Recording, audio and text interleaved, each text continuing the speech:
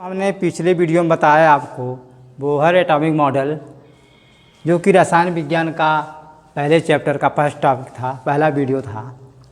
तो बच्चों अब हम अपने नेक्स्ट वीडियो या सेकंड वीडियो, दूसरे वीडियो में हम जो है आपको पदार्थ तथा विकिरण की द्विक प्रकृति के बारे में आपको बताएंगे, dual nature of matter and radiation. बच्चों कोई भी पदार्थ है या प्रकाश है, वह तरंग और पार्टिकल मतलब कण का दोनों का व्यवहार होता है। सामान्य रूप से आप बच्चों जानते हैं कि जो पदार्थ है या प्रकाश है, सामान्यतः कहा गया है कि प्रकाश जो होता है वह बच्चों वेव नेचर होता है, तरंग प्रकृति का होता है। और बच्चों जो पदार्थ होता है, पार्टिकल होता है, वह बच्चों क्या होता है कि पार्टिकल नेचर होता है, मतलब कण प्रकृति होता है। कहने मतलब जैसे बच्चों देखते हैं पदार्थ जो होता है उसके पार्टिकल जो मूव करते हैं, मान लीजिए इस कमरे में असंख्य पार्टिकल मूव कर रहे हैं लेकिन हमको दिखाई नहीं दे रहा। अभी हम सूक्ष्मदर्शी से बच्चों देखेंगे, इस कमरे में हमारे पास हमसे दूर जितने भी पार्टिकल हैं जी मोशन में टेढ़ी मेढ़ी दिशाओं में घूमते हुए दिखाई देंगे। ये पार्टिकल इनका नेचर क्या है, मतलब ये पार्टिकल जो होते हैं हम सामान्यतः कह सकते हैं कि ये होते हैं जो कि वेव नेचर, और जो होते हैं कि तरंग प्रकृति जिसको कहते हैं, और पार्टिकल नेचर मतलब कण प्रकृति को दर्शाते हैं। तो बच्चों हम जो है इसी को लेकर आज हम आपके सामने डिस्कस करने जा रहे हैं, बताने जा रहे हैं कि पदार्थ तथा प्रकाश दोनों जो है द्विक प्रकृति यानी दोहरा व्यवहार करते हैं। मतलब कि प्रकाश जो होता है wave nature and particle nature दोनों की भांति व्यवहार करता है बच्चों। इसी प्रकार जो पदार्थ होता है बच्चों, पदार्थ के जो पार्टिकल होते हैं वे भी बच्चों particle nature and wave nature की भांति व्यवहार करते हैं। कहने का मतलब कि पदार्थ तथा विकिरण की द्विक प्रकृति होती है, मतलब dual nature of matter and radiation बच्चों होता है। तो बच्चों अब हम आपके सामने जो है लेके जो है पढ़ाने जा रहे हैं एक एक करके, मतलब पदार्थ तथा विकिरण की द्विक प्रकृति मतलब दोनों को आपको हम बारी बारी से डिस्कस करके बताएंगे कि पदार्थ का ड्यूअल नेचर क्या है और विकिरण का ड्यूअल नेचर क्या है। तो आइए सबसे पहले हम आपको बताने जा रहे हैं बच्चों विकिरण की द्विक प्रकृति। विकिरण की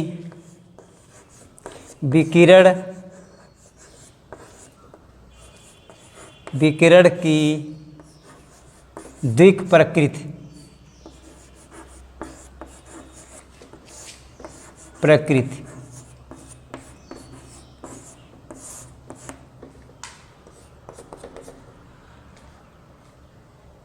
dual nature of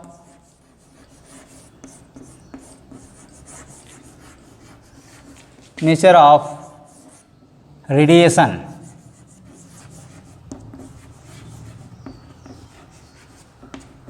dual nature of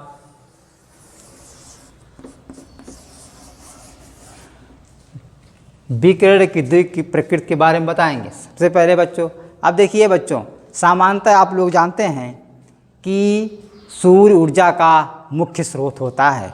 कह सकते हैं कि बच्चों सूर्य ऊर्जा का एक विशिष्ट रूप होता है। यह जो है इससे निकले वाले जो रेडिएशन होती हैं, जो बच्चों तरंगे होती हैं, वे ड्यूअल नेचर मतलब पदार्थ और वेव और कण तरंग दोनों की भांति व्यवहार करता है बच्चों। जो प्रकाश का व्यवहार समझेंगे बच्चों, जैसे प्रकाश जो है परावर्तन, विवर्तन, व्यक्तिकरण जैसे गुणियाँ प्रदर्शित करता है कि बच्चों जो प्रकाश होता है वह तरंग प्रकृति का होता है। लेकिन बच्चों ब्लैक बॉडी रेडिएशन और ऊष्मा का प्रभाव, प्रकाश विद्युत प्रभाव, ये जैसे इनका जो है विशेषताएं गुण हैं, ये बच्चों प्रकाश के जो है पार्टिकल नेचर के बारे में दर्शाती हैं। तो इसी को लेकर बच्चों जो है एक साइंटिस्ट थे सर्वप्रथम जिन्होंने बताया, जिसका नाम था आइंस्टीन ने बच्चों आइंस्टीन सन 1905 ईस्वी में आइंस्टीन एक साइंटिस्ट का नाम था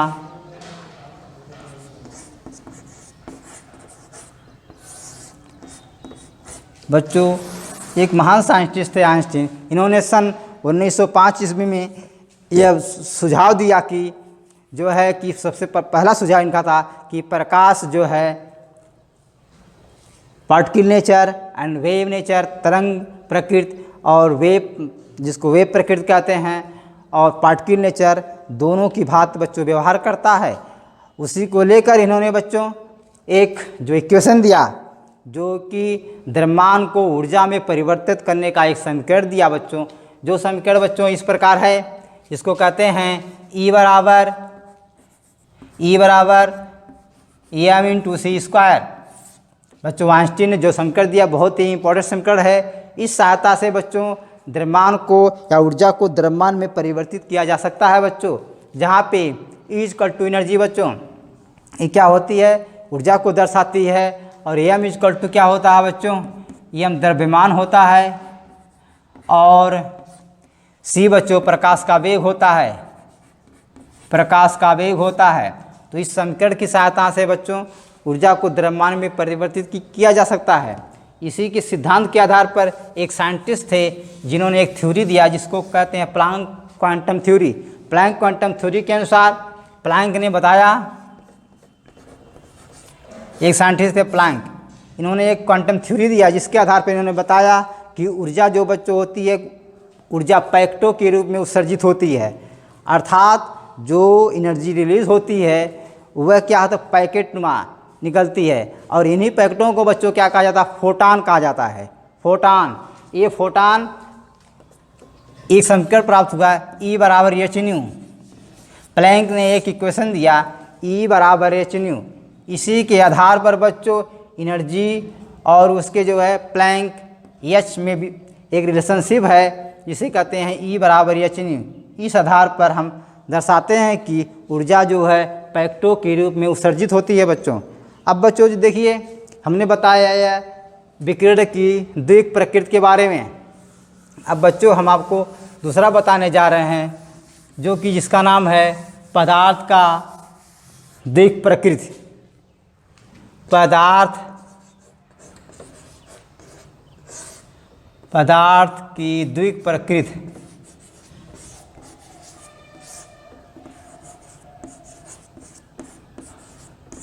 पदार्थ की द्विक प्रकृति, ड्यूल नेचर ऑफ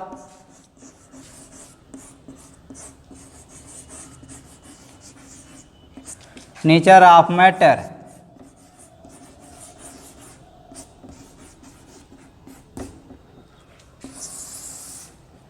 बच्चों इसी के समांतर, मतलब विकिरण की द्विक प्रकृति के समांतर जो है इसका भी मटेरियल मतलब मैटर की भी द्विक प्रकृति होती है। कह सकते हैं कि जो है बच्चों एक साइंटिस्ट थे जिसका नाम था Louis de Broglie. Louis de Broglie ने बच्चों बताया सबसे पहले सन 1924 में बताया कि जो पार्टिकल होते हैं पदार्थ के, जो छोटे छोटे पार्टिकल कण होते हैं बच्चों, जो स्थूल या सूक्ष्म कण होते हैं, यह कण तथा तरंग दोनों की भांति बच्चों व्यवहार करते हैं। और उन्होंने एक बहुत ही महत्वपूर्ण इक्वेशन दिया जिसे बच्चों कहा जाता है डी ब्रोगली की इक्वेशन। बच्चों डी ब्रोगली इक्वेशन में उन्होंने बताया कोई भी पदार्थ है या पार्टिकल है वे तरंग प्रकृति और पार्टिकल नेचर मतलब कण प्रकृति दोनों की भांति व्यवहार करता है। तो उन्होंने एक रिलेशन दिया बच्चों जिसे कहते हैं, मान लीजिए कि तरंग प्रकृति इरिवर्सिबल 1/कण प्रकृति। कण प्रकृति की तरंग प्रकृति जो है व्युत्क्रमानुपाती होती है कण प्रकृति के बच्चों। और इससे एक इक्वेशन मिला जो कि कहते हैं हम कि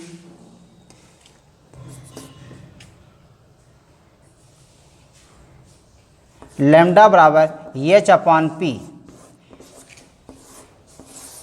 लैम्डा इक्वल टू h/p, या इसी को कह सकते हैं h/mv, और इसी को आगे आप लिख सकते हैं h/m × c। एक क्वेश्चन की सहायता से ये क्वेश्चन दर्शाता है कि बच्चों तरंग दैर्घ्य जो होता है उसके संवेग के व्युत्पन्नमति होता है। और यही ये अगर संवेग को हम संवेग बराबर बच्चों होता है द्रव्यमान गुणे आयतन। तो अगर हम कोई भी पार्टिकल यम द्रव्यमान का पार्टिकल है तो बच्चों v वेग से मूव कर रहा है तो लैम्डा इक्वल टू होता है एच अपान एम ई। अगर आगे बच्चों देखिए, अगर कोई भी अगर हम इसको प्रकाश की स्थिति में देखें तो वेव को हम रिप्लेस कर सकते हैं। मतलब जो इसका वेग होता है v को ना दर्शा के हम c को दर्शाते हैं। तो इसी के आधार पर हम लिख सकते हैं lambda equal to H upon M C. ये दोनों इक्वेशन बच्चों, यह एक दिखा रहा है कि पार्टिकल का वेव नेचर है, दूसरा दिखा रहा है कि जो है पार्टिकल नेचर है। तो यही इक्वेशन को बच्चों कहते हैं डी ब्रागली का समीकरण। डी ब्रागली का समीकरण बच्चों हम इसके उत्पत्ति के बारे में आपको आगे बताने जा रहे हैं। बच्चों देखिए डी ब्रागली समीकरण की उत्पत्ति।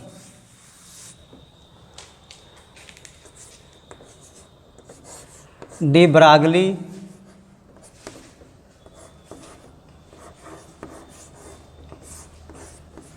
समीकरण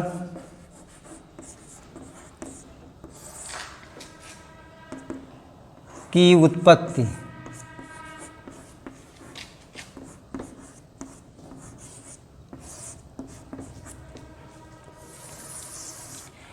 बच्चों डी ब्रागली ने सन 1924 ईस्वी में जो इक्वेशन दिया उसी के आधार पर इन्होंने एक समीकरण की व्युत्पत्ति किया जो इस प्रकार है बच्चों।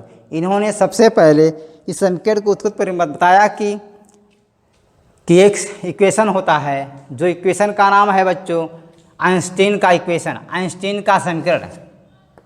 बच्चों आइंस्टीन के समीकरण के बारे में आप जानते ही हैं कि ये द्रव्यमान ऊर्जा के रिलेशनशिप को प्रदर्शित करता है।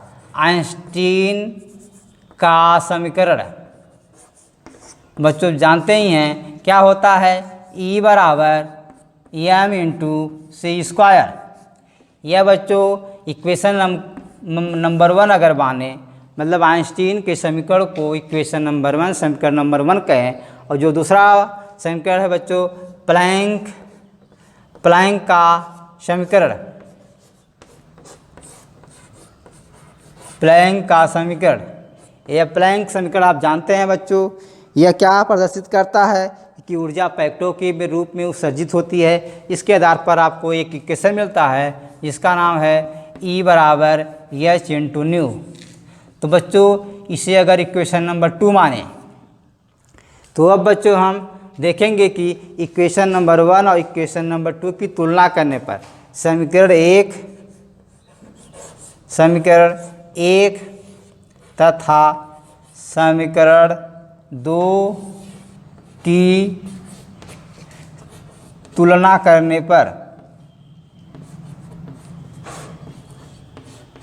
बच्चों समीकरण 1 और समीकरण 2 की जब तुलना करेंगे तो हमें जो प्राप्त होगा वह इस प्रकार होगा बच्चों।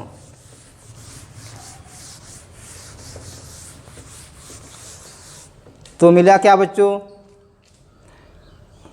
एम सी स्क्वायर बराबर एच न्यू। तो समीकरण 1 और समीकरण 2 की तुलना किए तो हमें मिला बराबर क्या मिला बच्चों, M C square into H into nu. हम जानते हैं बच्चों न्यू बराबर क्या होता है, सी अपान लैम्डा के। तो इसी में मान रख दीजिए बच्चों एम इंटू सी स्क्वायर बराबर H into C upon lambda.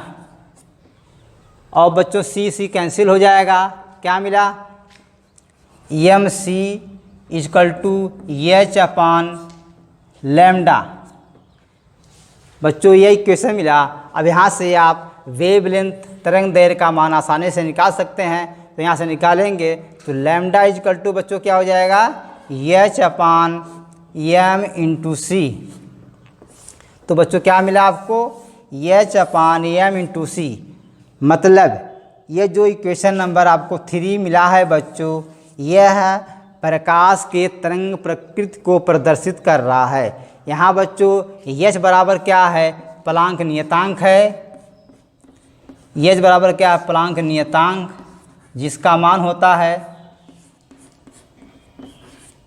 होता है 6.626 गुणे 10 घाते -27 अर्ग इंटू सेकेंड।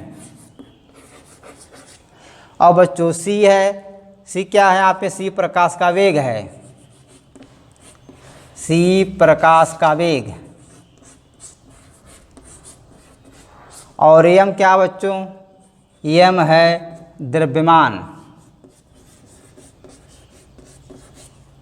एम बच्चों द्रव्यमान को प्रदर्शित करता है। इसी को आगे बच्चों अगर हम लेके चलेंगे तो हमें क्या प्राप्त होता है? मतलब कि सी जो प्रकाश का वेग है या जो तरंग की प्रकृति के बारे में बता रहा है। अगर हम इसको पदार्थ के प्रकृति के बारे में देखेंगे कि मतलब पदार्थ जो होता है यह पार्टिकल नेचर को प्रदर्शित कर रहा है बच्चों, तो इसको हम सी को अगर हम वी से रिप्लेस कर दें, मतलब चेंज कर दें, तो हमें जो इक्वेशन प्राप्त होगा बच्चों, उस इक्वेशन का नाम क्या बच्चों? Lambda equal to H upon M into V. तो यह जो इक्वेशन नंबर बच्चों 4 मिला है, इक्वेशन नंबर 4 यह दर्शा रहा है कि कोई भी पार्टिकल जो है, जो कण होता है, वह उसके नेचर मतलब कि पार्टिकल नेचर और तरंग प्रकृति, जिसको वेव नेचर कहते हैं, और पार्टिकल नेचर जो होता है कण प्रकृति, दोनों की भांति बच्चों व्यवहार कर रहा है। अगर यहाँ पे बच्चों आगे देखें हम इसी इक्वेशन को, हम तो इस तरह एक इक्वेशन और प्राप्त करेंगे जो कि इस प्रकार है बच्चों। हम जानते हैं कि बच्चों P बराबर क्या होता है? P बराबर होता है एम इंटू वी, मतलब संवेग बराबर द्रव्यमान गुणे आयतन। तो यहाँ बच्चों देखिए यही इक्वेशन पुनः क्या हो जाएगा? एच अपान क्या हो जाएगा? एम वी को हम P लिख सकते हैं। तो मिला क्या इक्वेशन बच्चों? लैम्डा इंटू एच अपान पी। यही जो इक्वेशन नंबर 5 बच्चों मिल रहा है, इसको इस तरह भी लिख सकते हैं कि तरंग प्रकृति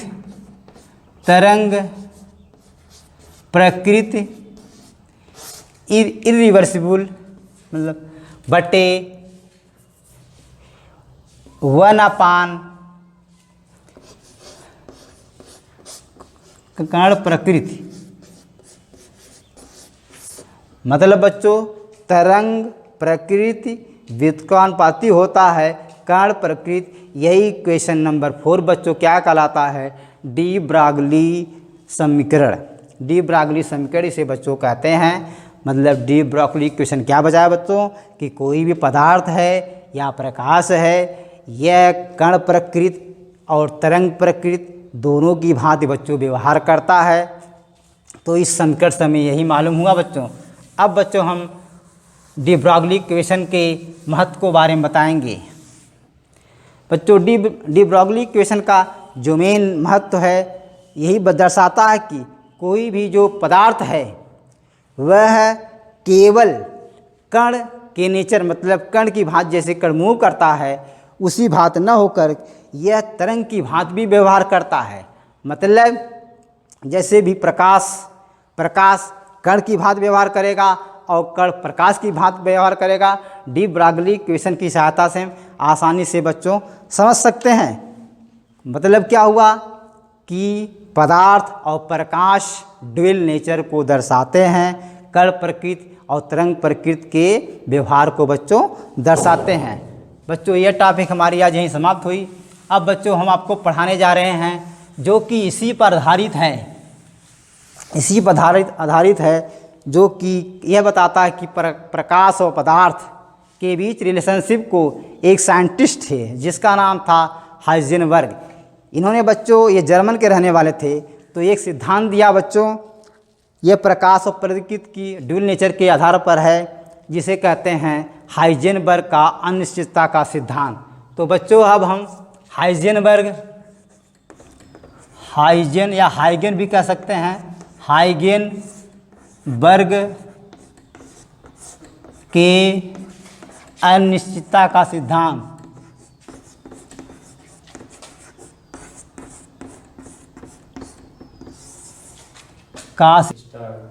हाँ बच्चों, हाइजेनबर्ग के अनिश्चितता का सिद्धांत। ये जो बच्चों हाइजेनबर्ग का अनिश्चितता का सिद्धांत तो है बच्चों, हाइजेन HEIGENBERG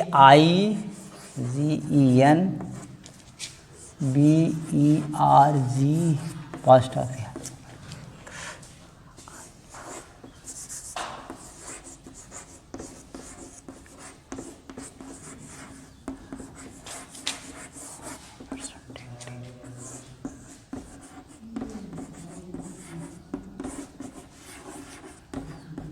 बच्चों हाइजेनबर्ग के अनिश्चितता का सिद्धांत, यह बच्चों पदार्थ और प्रकाश के डुअल नेचर पर भी आधारित है। कह सकते हैं कि मतलब कोई भी पदार्थ का पार्टिकल है, कोई भी कण की स्थिति और इसके वेग को बच्चों करेक्ट मान मतलब आप नहीं निकाल सकते हैं। मतलब जब आप पार्टिकल के स्थिति के बारे में निकालेंगे बच्चों तो उसके वेग को नहीं निकाल पाएंगे, मतलब करेक्ट मान नहीं निकाल पाएंगे। तो यह सिद्धांत बच्चों इसी पर आधारित है। तो हाइजेनबर्ग ने बच्चों सन 1927 ईस्वी में एक सिद्धांत दिया बच्चों, जिसे कहते हैं हाइजेनबर्ग का अनिश्चितता का सिद्धांत। मतलब बच्चों हाइजेनबर्ग का अनिश्चितता का सिद्धांत क्या बच्चों, देखिए इन्होंने जो बताया है, इनके अनुसार बच्चों किसी गतिशील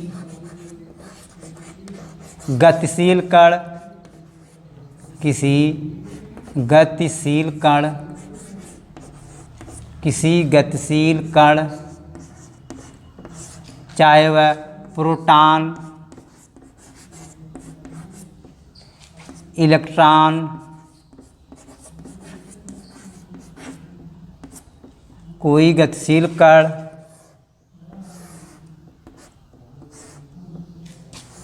प्रोटॉन, इलेक्ट्रॉन,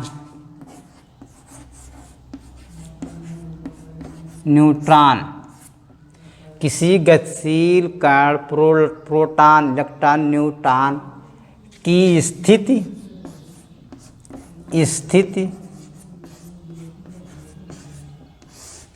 या वेग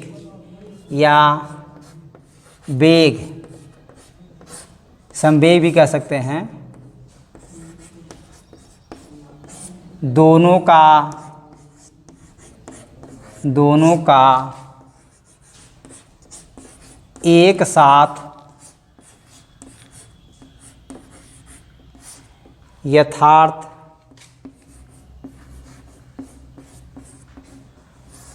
निर्धारण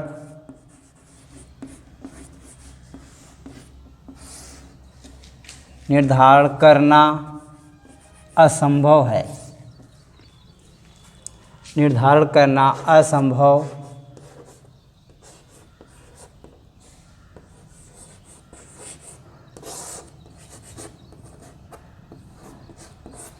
तो हाइजेनबर्ग का जो अनिश्चितता का सिद्धांत बच्चों क्या है, किसी गतिशील कण या प्रोटॉन, इलेक्ट्रॉन, न्यूट्रॉन कोई भी हो सकता है की स्थिति या वेग क्वेश्चन संवेग दोनों का एक साथ यथार्थ निर्धारण करना असंभव है बच्चों। मतलब कोई भी पार्टिकल है, यदि बच्चों उसके करेक्ट स्थिति के बारे में आप पता लगाएंगे तो उसके वेग को नहीं निकाल सकते, मतलब निकालना असंभव है। अगर वेग को निकालेंगे बच्चों तो उसके स्थिति को आप नहीं बता सकते हैं कि पार्टिकल कहाँ पे पहुँचा है और किस वेग से जा रहा है। तो यही बच्चों इसी पर आधारित यही जो हाइजेनबर्ग ने दिया है, कोई भी पार्टिकल चाहे वह इलेक्ट्रॉन, प्रोटॉन, कोई भी कण है, दोनों की स्थिति या वेग दोनों का एक साथ निर्धारण करना असंभव है बच्चों। यही हाइजेनबर्ग का अनसर्टेनिटी प्रिंसिपल है। यदि बच्चों किसी पार्टिकल का संवेग को P से प्रदर्शित करें, कोई पार्टिकल का जो संवेग है डेल्टा P हो बच्चों, और उस पार्टिकल का जो स्थिति है डेल्टा x हो, तो यह एक बराबर हो ग्रेटर आर इक्वल टू होता है h/4πk, जहाँ बच्चों यंग एच प्लैंक कांस्टेंट है। हम जानते हैं बच्चों P बराबर m इंटू वी होता है, तो डेल्टा इसको आप लिख सकते हैं m into U delta X greater or equal to H upon 4 इसको बच्चों आप आगे ले सकते हैं, delta U into delta X greater or equal to H upon 4 तो इस इक्वेशन की सहायता से बच्चों हम जो है किसी भी गतिशील पार्टिकल है यदि उसके स्थिति को निकालेंगे तो बच्चों उसके वेग को, सारी बच्चों ये v है, अगर उसकी स्थिति को करेक्ट निकालेंगे बच्चों तो उसके वेग को हम सही नहीं निकाल पाएंगे। मतलब कि अगर कण की स्थिति निकालेंगे तो वेग को नहीं निकाल पाएंगे। यदि उसके वेग मतलब कितने वेग से वह जा रहा है उसको भी फाइंड आउट करेंगे तो उसकी स्थिति के बारे में हम नहीं बता सकते। यही बच्चों है हाइजेनबर्ग का अनिश्चितता का सिद्धांत।